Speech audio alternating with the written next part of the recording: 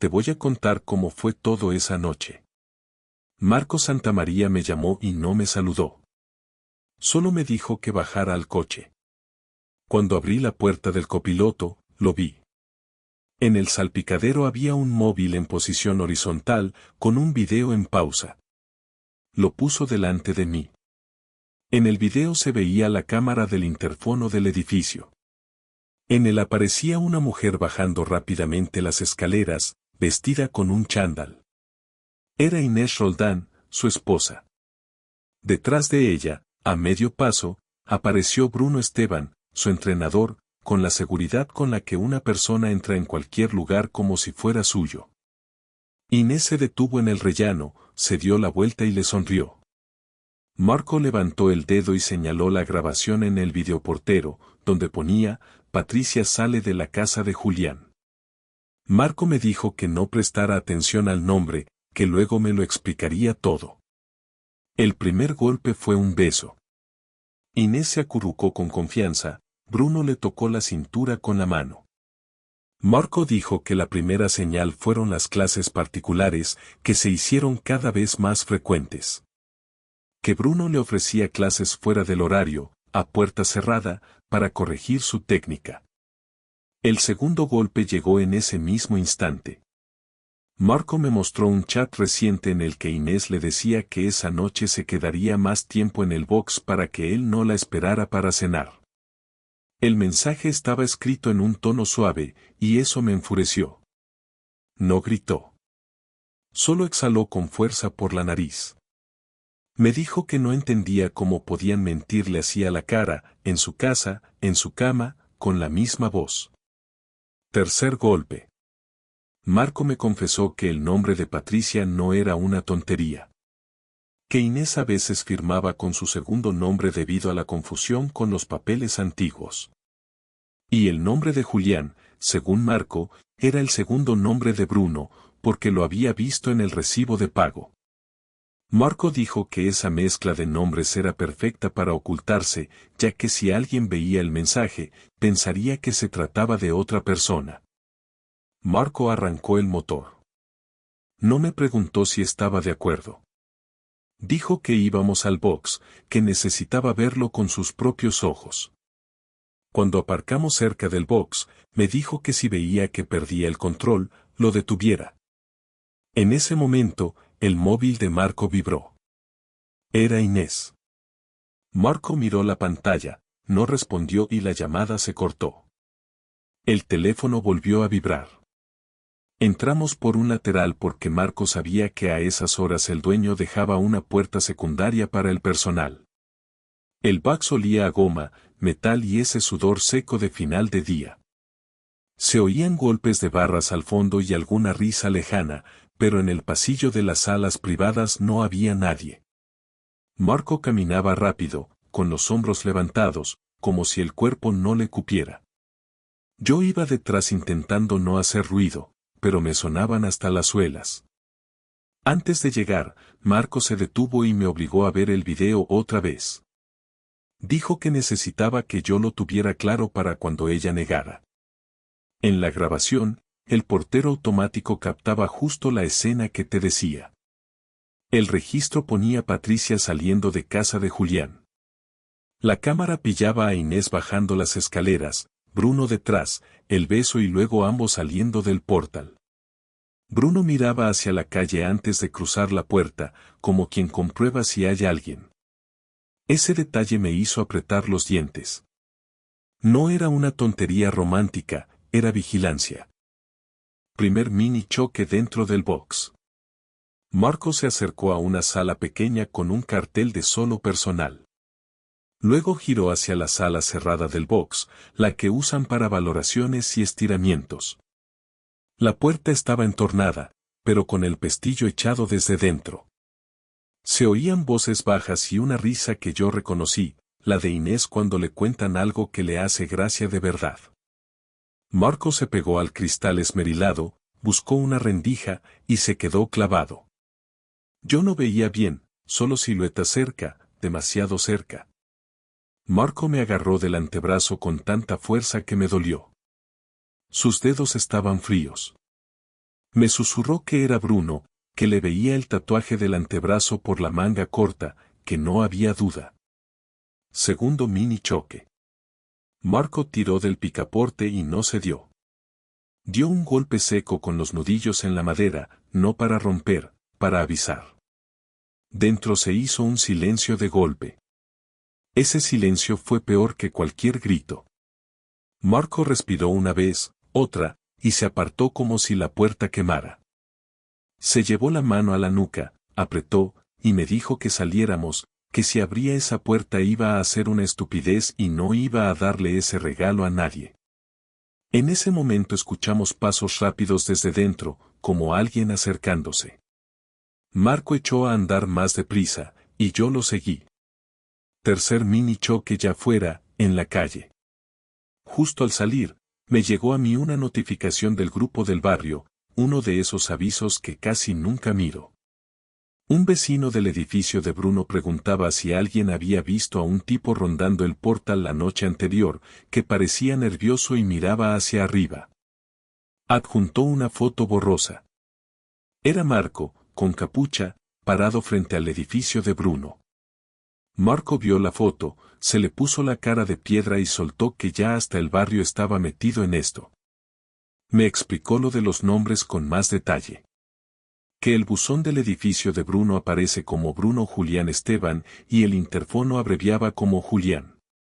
Y que Inés tiene segundo nombre Patricia por su partida de nacimiento y lo usa cuando le conviene.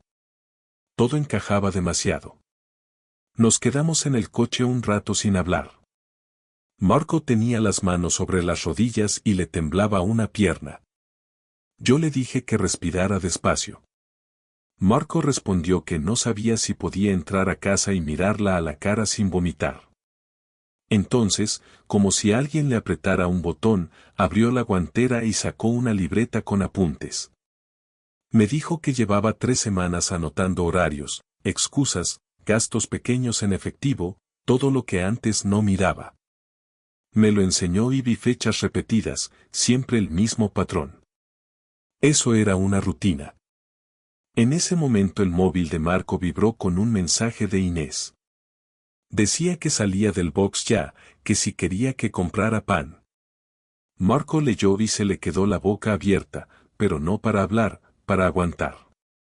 Me miró y me dijo que la iba a enfrentar esa misma noche, que no iba a esperar ni un día más, que si ella volvía a entrar por la puerta con esa normalidad él se iba a descomponer. Arrancó el coche y puso rumbo a su casa, y yo noté que el aire del interior se hacía más denso, como si fuéramos cerrando una trampa. Al llegar, Marco no abrió con sus llaves al principio.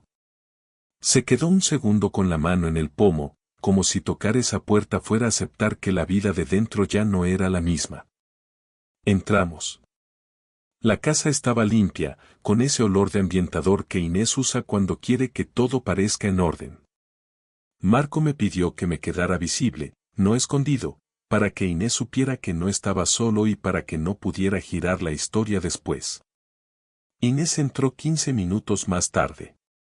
Venía con la mochila del box, el pelo aún húmedo y una expresión de cansancio preparada. Cuando vio a Marco en el salón, se le tensaron los hombros. Cuando me vio a mí, parpadeó rápido. Inés dijo que no esperaba visita. Marco respondió que no era visita, que era un testigo. Inés dejó las llaves en la mesa con cuidado, como si el ruido le pudiera acusar. Marco puso el móvil en la mesa y le enseñó el video del interfono. Primer mini choque. Inés no gritó ni se hizo la ofendida. Se quedó quieta, con la mirada baja, y la respiración se le aceleró. Marco le preguntó por qué en el registro salía Patricia. Inés tragó saliva y dijo que era su segundo nombre, que no significaba nada. Marco respondió que entonces ya no le iba a llamar Inés, que le iba a llamar Patricia cuando le mintiera, para que le sonara raro en la boca. Inés levantó la cabeza y me miró, como buscando apoyo donde no lo había. Marco le dijo que en el video se veía un beso, que no era una interpretación. Inés respondió que sí, que se habían besado, pero que no era lo que parecía, que estaba confundida, que Bruno la entendía. Segundo mini choque. Marco le dijo que los vio en la sala cerrada del box con la puerta echada. Inés dio un paso atrás sin pensar, como si de repente le faltara suelo. Inés dijo que eso era imposible, que Marco no podía estar allí. Marco respondió que estaba con Luis, conmigo, y yo asentí. Inés se llevó la mano al pelo, se rehizo la coleta con dedos nerviosos y dijo que Bruno solo la estaba ayudando con movilidad, que era parte del entrenamiento. Marco no discutió esa frase. Se levantó, fue al despacho y volvió con una carpeta. La dejó en la mesa y fue pasando hojas. Movimientos de cuenta con retiradas pequeñas en efectivo, siempre el mismo día, siempre después de esas supuestas rutinas privadas. Inés se sentó en el borde del sofá, como si las piernas ya no la sostuvieran. Marco le preguntó por qué pagaba así. Inés dijo que era más cómodo. Marco respondió que era más cómodo para esconderlo. Inés apretó la mandíbula, y por primera vez se le notó enfado, no vergüenza. Inés dijo que Marco estaba paranoico, que veía cosas donde no había. Marco se inclinó hacia ella y le preguntó desde cuándo. Inés no respondió al instante. Ese silencio fue como una confirmación física. Tercer mini choque, el que rompió la última excusa. Marco sacó un pantallazo de un chat recuperado de una copia de seguridad del teléfono del negocio, el que los dos usan para pedidos y clientes. Había mensajes de Bruno a Inés con confianza, con quedadas fuera de horario, con frases de no se lo digas a Marco que no lo entendería, y un par de audios que Marco no quiso reproducir delante de mí, pero me dijo que se oía la voz de ella riéndose en un sitio cerrado. Inés empezó a llorar, pero no de forma dramática, con la cara roja y la nariz húmeda, y respiraba por la boca como si le costara. Dijo que al principio fue solo hablar, que ella se sentía sola, que Marco estaba siempre con el trabajo y el negocio. Marco le preguntó si Bruno sabía que ella estaba casada. Inés dijo que claro, que Bruno lo saludaba, que conocía su coche, que sabía su nombre. Marco se quedó muy quieto, como si el cuerpo se le hubiera endurecido de golpe. Luego dijo algo que a mí me dejó clavado. Dijo que entonces no solo lo engañaron, lo utilizaron. Inés intentó acercarse y Marco levantó la mano, sin tocarla, solo para marcar distancia. Inés dijo que no quería perderlo, que estaba en una espiral, que se arrepentía. Marco le preguntó si había sido una vez o más. Inés cerró los ojos un segundo y dijo que más. Marco se llevó la mano al pecho, apretó con el puño como si le doliera, y se le escapó un sonido corto, como un golpe de aire. Inés dijo que quería llamar a Bruno para que parara todo, que él se estaba poniendo nervioso. Marco preguntó qué significaba eso, por qué Bruno debía parar algo. Inés no contestó y agarró el móvil. Marco dio un paso rápido, no para quitarle el teléfono, para bloquearle el camino, y le dijo que si llamaba delante de él, se acababa cualquier intento de hablar civilizadamente. Inés lo miró con una mezcla de miedo y desafío, empezó a marcar un número, y yo noté cómo se me tensaban los hombros, porque la casa entera parecía aguantar la respiración. Lo que Marco hizo después fue una venganza de las que no salen en titulares, pero se notan en la vida diaria. No hubo golpes, no hubo destrozos, no hubo nada que te meta en un juzgado por una tontería. Fue frío y legal, y por eso dolía más. Primer mini choque. Marco le pidió a Inés que dejara el móvil en la mesa. No se lo arrancó. Se lo pidió como se pide un documento. Inés dijo que no. Marco respondió que entonces iba a llamar a un abogado esa misma noche y que a partir de ahí todo se haría por escrito. Inés dejó el móvil, con la mano temblando, como si lo soltara a regañadientes. Marco me miró y me dijo que me quedara con ella en el salón un minuto. Se fue al despacho y empezó a sacar papeles, contratos, claves, recibos del negocio pequeño que tienen de material deportivo. Lo oía abrir cajones, cerrar, respirar fuerte. Cuando volvió, llevaba una mochila. Me dijo que al día siguiente iba al banco a separar ingresos y a dejar constancia de que no autorizaba más movimientos raros. Segundo mini choque, ya por la mañana. Fuimos al banco y Marco habló con el gestor con una calma que yo no le conocía. Le temblaba un poco la mano al firmar, pero no se quebró. Abrió una cuenta nueva para su nómina, cambió domiciliaciones y pidió que cualquier crédito nuevo requiriera doble verificación, porque ya no confiaba ni en el aire. No podía bloquear la cuenta conjunta de golpe, pero sí dejó un registro de aviso y un reparto de gastos hasta que se decidiera la separación. Al salir, Marco apoyó la espalda en la pared de la calle, cerró los ojos y respiró lento, como si por fin le entrara oxígeno. Me dijo que no era por castigarla con dinero, era por impedir que siguiera financiando el teatro. Tercer mini choque, el social, y este fue el que cambió el tablero. Marco llamó al dueño del box. No para pedir que echaran a nadie por rabia, sino para informar de una situación que pasaba dentro del local. Le contó que había visto a Bruno con Inés en la sala cerrada fuera de horario, con la puerta echada, y que tenía pruebas del interfono del edificio de Bruno donde se les veía besándose al salir. Marco dejó claro que no iba a difundir ese video por ahí, pero que el dueño debía saberlo por responsabilidad. El dueño pidió verlos. Fuimos. Habló con Marco en una oficina y yo esperé fuera. Oí palabras sueltas, normas internas, límites con alumnos, reputación del box. Cuando salieron, el dueño dijo que habría expediente y que Bruno quedaba apartado de entrenamientos privados mientras investigaban. Ahí vino el giro que ninguno esperaba. Bruno reaccionó como si le hubieran tocado el orgullo y el bolsillo a la vez. Esa misma tarde Marco recibió un mensaje de un número desconocido. Decía que estaban manchando su nombre, que Inés era adulta, que nadie podía decirle con quién hablar, y que si Marco quería guerra, la tendría. No era una amenaza directa, pero se le parecía. Marco se quedó mirando la pantalla con la cara tensa.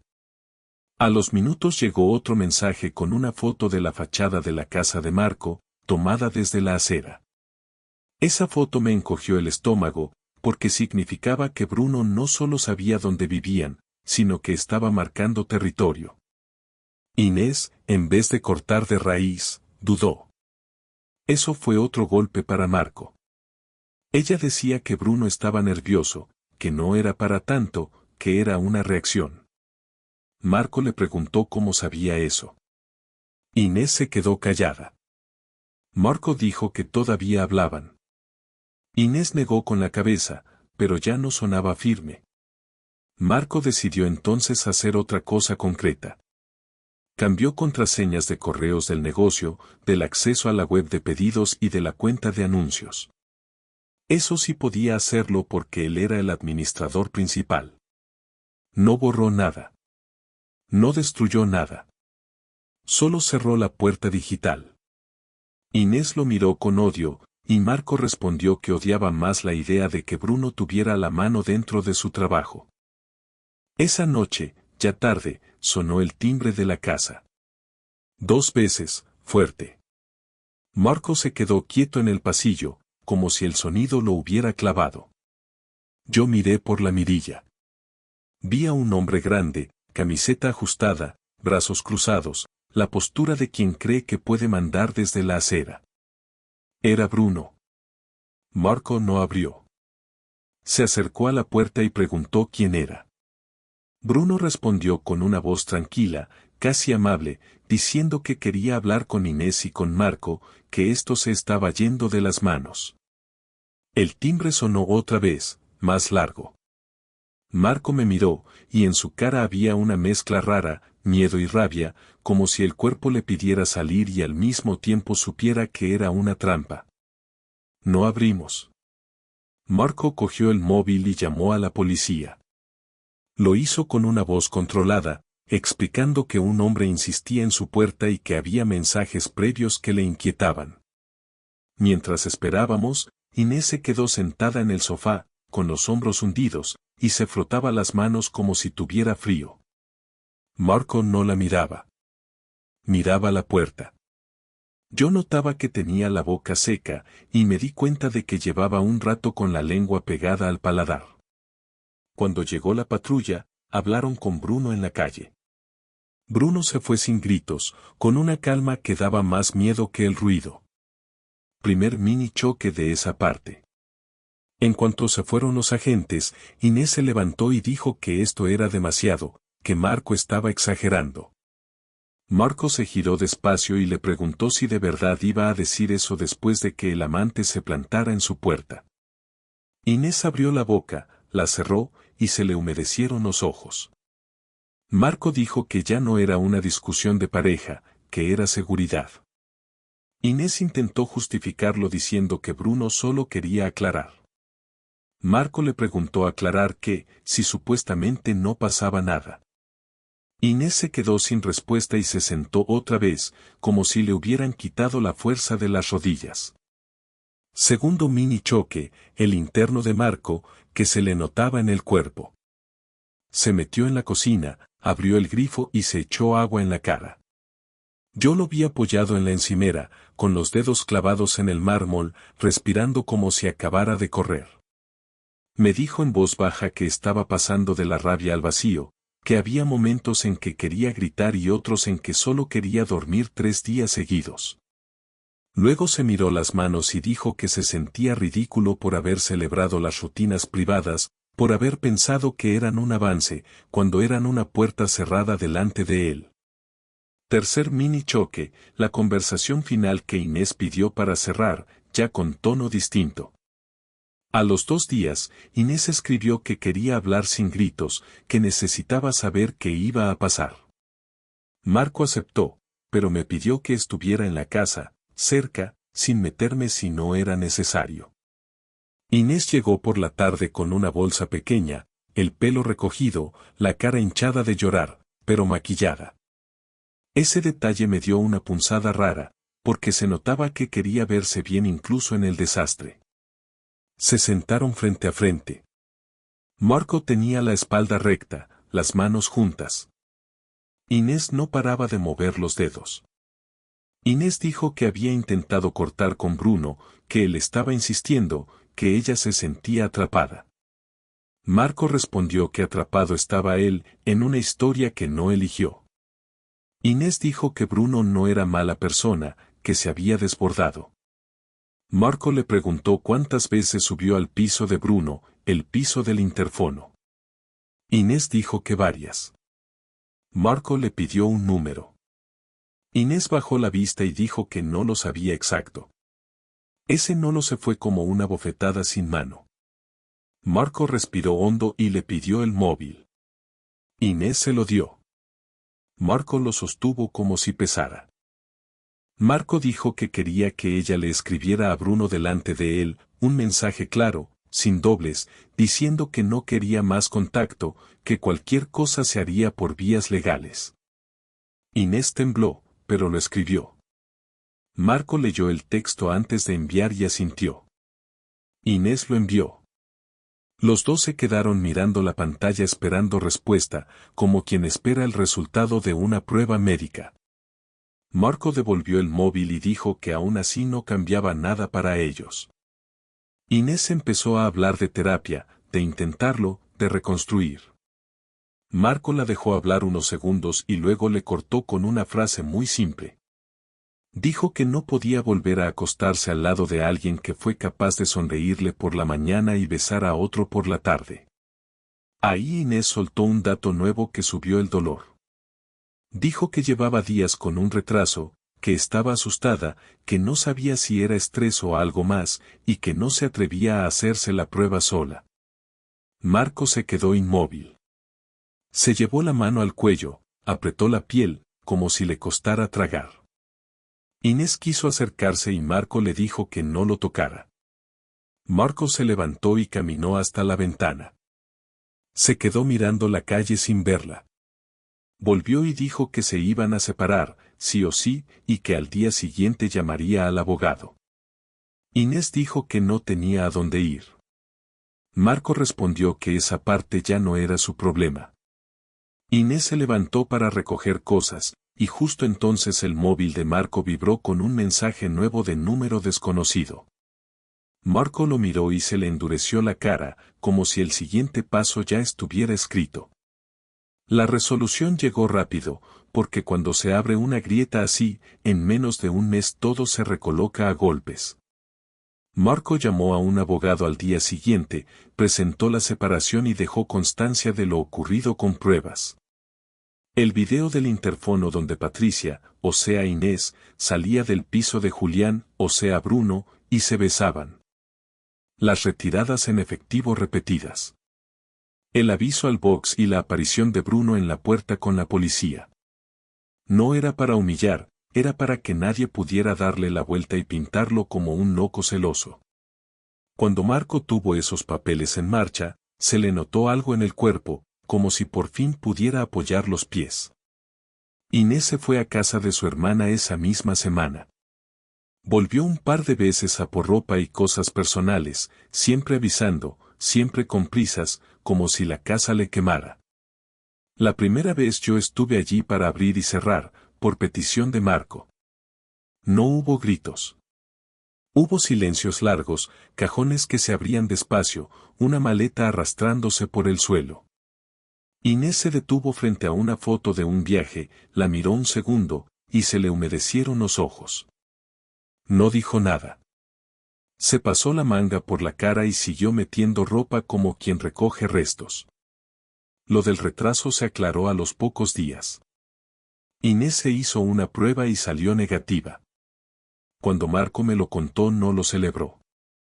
Solo soltó aire y dijo vale. Era como si su cuerpo no pudiera permitirse más sorpresas.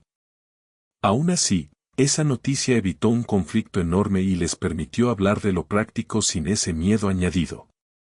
Marco y ella firmaron un acuerdo provisional para la casa y el negocio. No fue bonito, fue ordenado. Ella se quedó con su parte del stock físico y algunos contactos, Marco con la tienda online y las cuentas de proveedores, y pactaron vender el coche y repartir.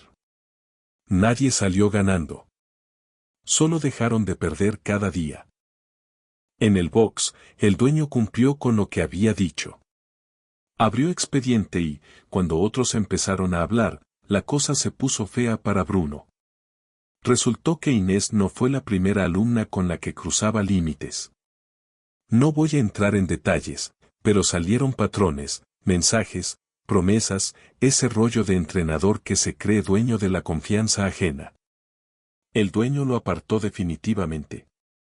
Bruno intentó hacerse la víctima, mandó mensajes diciendo que le estaban arruinando la vida laboral. Marco, siguiendo consejo legal, no respondió y dejó todo en manos del abogado. Bruno bajó el tono cuando vio que no había pelea en la calle, solo papeles y consecuencias. Marco se mudó a un piso pequeño cerca del trabajo. Le ayudé con cajas. La primera noche cenamos algo rápido en una mesa plegable, sin tele, sin música. En un momento Marco abrió una caja y sacó unas muñequeras del box, las miró y las guardó en un cajón como si no quisiera ver nada que le recordara rutinas privadas ni puertas cerradas. Se frotó la nuca y me dijo que lo que más le dolía no era imaginar, era recordar momentos normales y pensar que mientras tanto ella llevaba otra vida. Dijo que ahora, cuando oye una notificación en un móvil, le sube un golpe al pecho, aunque sea el suyo. Inés, por su parte, se quedó con su familia y se apartó del box. Marco me dijo que ella intentó hablar una última vez, pedir otra oportunidad, pero que ya no era una discusión de amor, era una cuestión de confianza básica. Marco le dijo que no iba a insultarla, que no iba a perseguirla, pero que no iba a volver. Inés aceptó, con la cara hundida, y se fue. Bruno desapareció del mapa de su día a día, al menos por ahora, y eso ya era una victoria silenciosa. Y yo, Luis Fernández, te lo cuento así porque esto me dejó una idea muy concreta.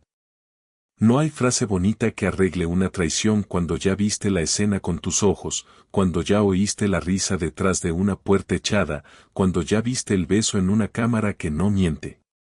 Marco no salió de esto como un héroe, salió como un tío que aprendió a ponerse límites a tiempo. Ahora está montando su rutina nueva, sin secretos, sin atajos. Me dijo hace poco, mientras subíamos unas cajas, que lo único que quiere por una temporada es dormir del tirón y volver a confiar en su propio instinto. Yo lo miré y no supe qué decir, así que le di una palmada en el hombro y seguimos, porque a veces lo único que se puede hacer es eso, seguir con cosas pequeñas y dejar que el cuerpo vaya soltando el nudo.